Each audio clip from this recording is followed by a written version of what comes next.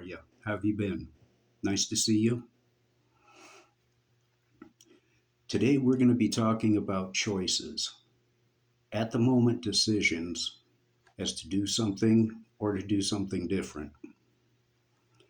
Now, when we're making these choices, we want to make the right ones.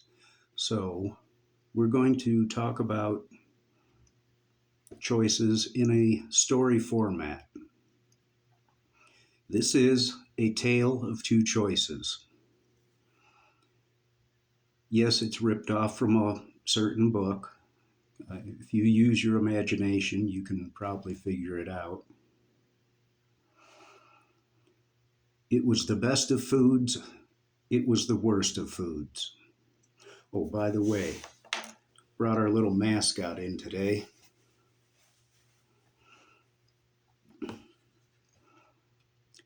It was the age of nutritional wisdom. It was the age of fast foods. It was the epoch of my type 2 fix.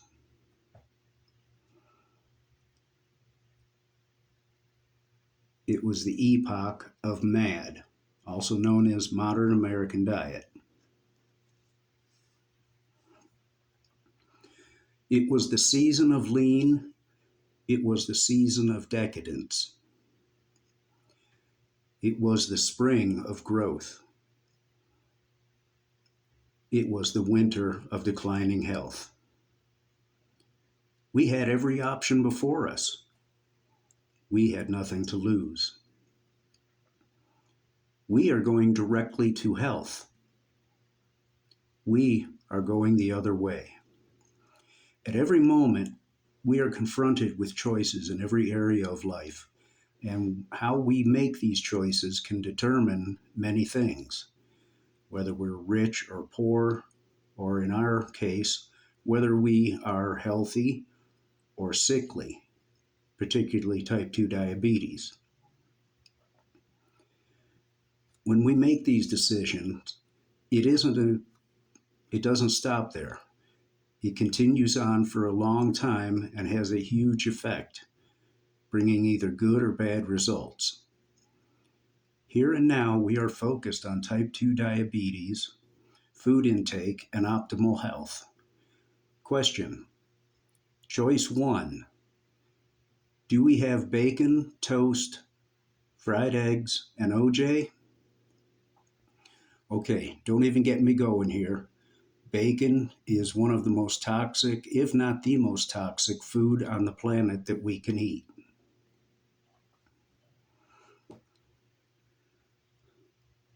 Toast. I I was never a big bacon eater, but I did eat either toast, English muffins, or bagels, usually white bread, and I would top them with margarine or worse yet, jam. Either a toxic substance that was created in a laboratory or a grape goo that was loaded down with sugars. The fried eggs. I am not an egg eater.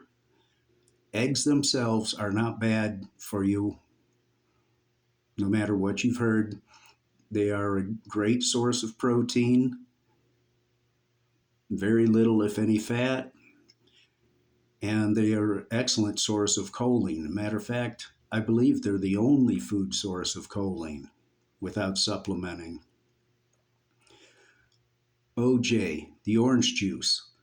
I came in on this one big. I didn't have your little 6-ounce glass. I would easily go for the 12 and drink it down, not realizing at the time that it is as bad as soda pop, sometimes even worse. Most fruit juices are. Even pomegranate juice, well, pomegranates are great for you. The juices they manufacture are way too high in sugar. You might want to avoid any fruit juices. The other option we have is to go with a breakfast of oats. Now, when I say oats, I mean whole grain rolled oats, like you get from the cylindrical cardboard container, not your quick oats, not your flavored packets. The flavored packets are disastrous for you. Now you add in blueberries, cinnamon, honey, and either some nuts like walnuts or some flaxseed. And you have one power packed breakfast that supplies you with fiber, protein, vitamins, minerals, essential fatty acids, phytonutrients. It is just loaded. It is a far superior choice. Think about it. Next time you're picking up that piece of pork belly. Okay, on to the next choice. Do we have a standard popular soda one or more times daily? Or instead, choose regular water, filtered of course, or perhaps a sparkling or flavored water in its place?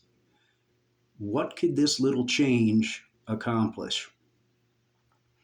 Well, for one thing, water is our primary drink. It has to be. Now, if you choose to go or at least transition through the seltzers and the flavored carbonated water options, you've got to watch out because they do include either artificial sweeteners, and when they say natural flavors aren't like they squeezed a lemon into it. Natural flavors, I don't know how they can get away with this, are actually created in a laboratory out of chemicals. So the way they can manipulate wording should be illegal, but it isn't. Go with water whenever you can. Use seltzers and flavored carbonated waters to transition. But if you have concerns about artificial sweeteners and natural flavors, and you should, you might want to skip it. I use them temporarily as well. I was no stranger to sodas. Coca-Cola and Dr. Pepper were my two go-tos. So when I talk to you guys, to all of you, and I tell you it can be done, I've had people tell me what I do is impossible, but it isn't. It just takes time, effort, and knowledge. You need to realize what you're doing to yourself. Okay, third choice. Do we go with fast food for dinner? Everybody knows how toxic fast food is. Too many calories, too many carbohydrates, too much sugar, too much salt, too much fat. Sure, some of it's got protein, but it's a low quality protein that comes with a lot of fat along. Or do we start eating home cooked meals that we can control the levels of the ingredients of sugar, fat, and salt, as well as what we're actually eating? We do need to get back to home cooking. It's not that difficult. You make up batches of it rather than a single meal. You can have the same thing 2 days in a row. I have a tendency to have the same thing 3 days in a row. Or I'll make up a batch and I'll freeze a bunch.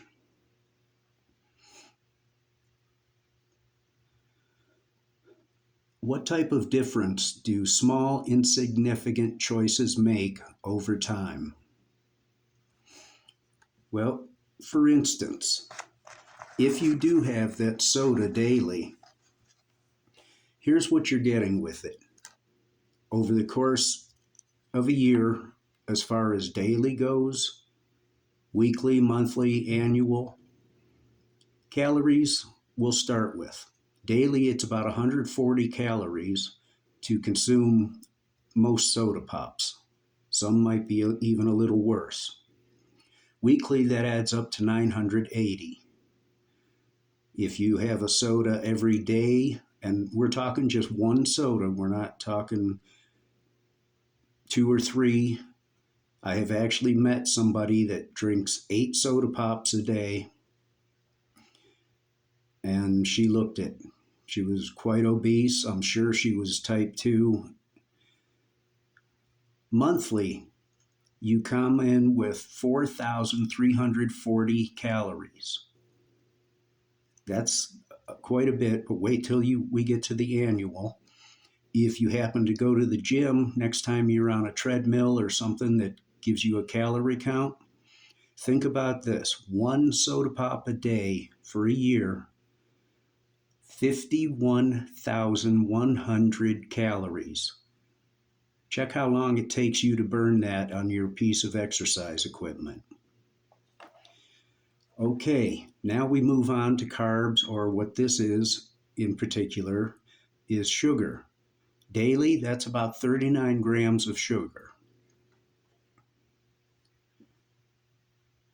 Weekly, we come in to 273 grams, and we're going to make a conversion on this for you in case you're not real up on the metric system. Monthly sugar is 1,209 grams of sugar. Annually, it is 14,235 grams of sugar. Now keep in mind, you get no nutritive value from these drinks whatsoever. You've got to break yourself of the habit, and we will talk a lot about habits, of going with whatever tastes good. Because if you take a look around you, it is killing us. Okay, here's your conversion for the sugar. That 14,235 converts to 502 ounces. That's almost 2 ounces of sugar a day just from a soda. If we calculate that for the year, that is 31 additional pounds of soda. Once again, you're getting zero nutrition, no protein, no fiber, no vitamins, no minerals, no phytonutrients. All you're getting is sugar. Sodium. This one surprised even me. I had no idea soda had, sodium, soda, makes sense, I guess. Daily, that is 45 milligrams of sugar. Now, if you're obese or have diabetes or any type of high blood pressure or cardiac, that is dangerous considering that's just from one item. Weekly, that's 315 milligrams of sodium. Monthly, 1,395. Annually, 16,425 milligrams of sodium. That is like doing 2-ounce shots of sodium a day. Yeah, we're going to give you the conversion. That's 579 ounces of salt or sodium in a year's time, which equates to 36 pounds. That's an awful lot of soda. If you choose sparkling water or seltzers,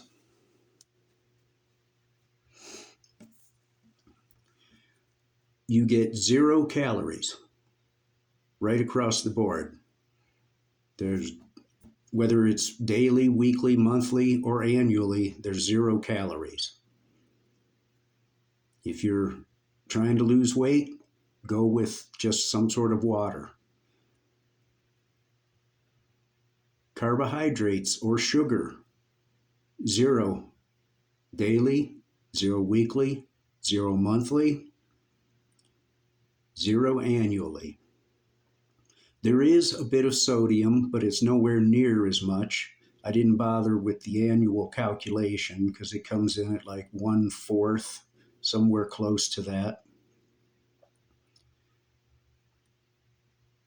Daily, it's about 15 milligrams. Weekly, 105 milligrams. Monthly, about 465 milligrams. Annually, 5,475 milligrams. And again, that's just for one item. What are you going to consume with these beverages. Usually fast food. You got to get away from fast food. You got to break it. Okay, let's add a snack with our beverage just so we have an idea. Potato chips. And these are just standard potato chips. These are not your rippled ones, and thank God they're not barbecue either, because that adds all kinds of additional things, including chemical dyes. Calories, 152.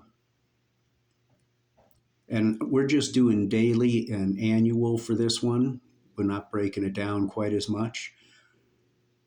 But the annual calories for potato chips, a serving a day, and keep in mind, most people do not eat a single serving. They end up with 2 or 3. That's part of the problem. They have a salty snack, and then they drink more soda pop, and then they eat more salty snacks, and then drink more soda pop, and get caught in this vicious, unhealthy cycle that is taking Americans as well as people worldwide as they adopt to our type of eating, which once again is MAD, modern American diet. But they come in at 55,480 calories. Okay, here we go with fat. Everybody's kind of concerned with fat. I didn't completely break the fat down. This is what's listed as total fat. I didn't go as far as the saturated fat. But what we're looking at here is 10 grams of fat for a serving. And again, almost nobody stops at a serving. That's 3,650 calories. 3,650 calories a year. Okay, carbohydrates. This one's not so bad, as you'll find out in a minute when we compare it to our other food. For carbs, it's 15 grams a day. Not too bad. That's 5,475 carbohydrate grams a year. Sodium, not too bad. For the particular potato chips I researched, and they, again, were just basic, nothing fancy, a mere 2 grams of sodium for about 730 a year. That's not bad at all.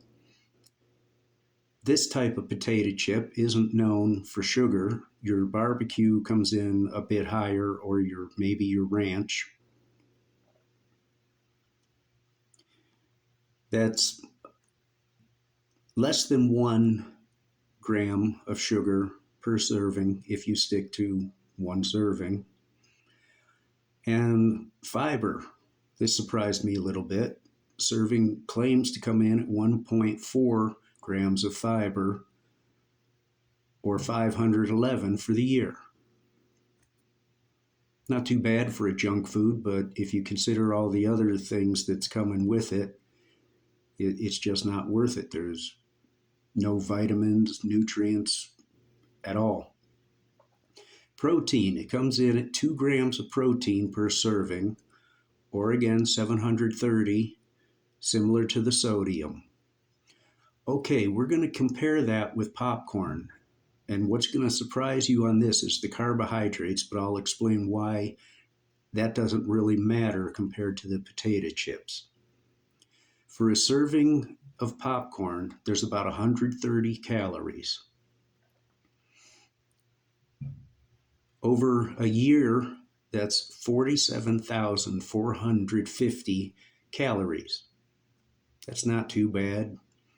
As you'll see, and I'll explain, total fat in comparison with the 10 for potato chips, 1.5 grams, or 547 grams of fat for the year. And again, that's total fat, not necessarily saturated. Carbohydrates, this is the one that'll surprise you a little. Popcorn comes in at 26 carbohydrates per serving, 9,490 per year. Yes, that's more than potato chips. But there's a reason for that. I'll tell you about it when we get to fiber. Sodium, 0 and 0. Now, when I'm talking popcorn, I'm talking when you buy the bags of kernels, just kernels of popcorn. I'm not talking about your bags of microwave movie theater popcorn. If any of you are aware, movie theater popcorn is highly toxic as well. They might as well throw bacon in there with it. It's known as death in a bucket. Too much fat, too much oil, too much salt. So you want the regular type of popcorn, and preferably you pop it in a microwave cooker. Orville Redenbacher's got a cooker. There's one called Hot Pop that I use myself that you put in the microwave, and it does a great job of popping it. You put in 3 tablespoons and it fills it to the top. And it is actually absolutely fantastic popcorn. They pop bigger than any popcorn I've ever seen. This thing really explodes the little drop of liquid inside of them when it changes it to steam. Now, here's something I didn't know, and I'll tell you how I found it out. There are 2 types of popcorn kernels.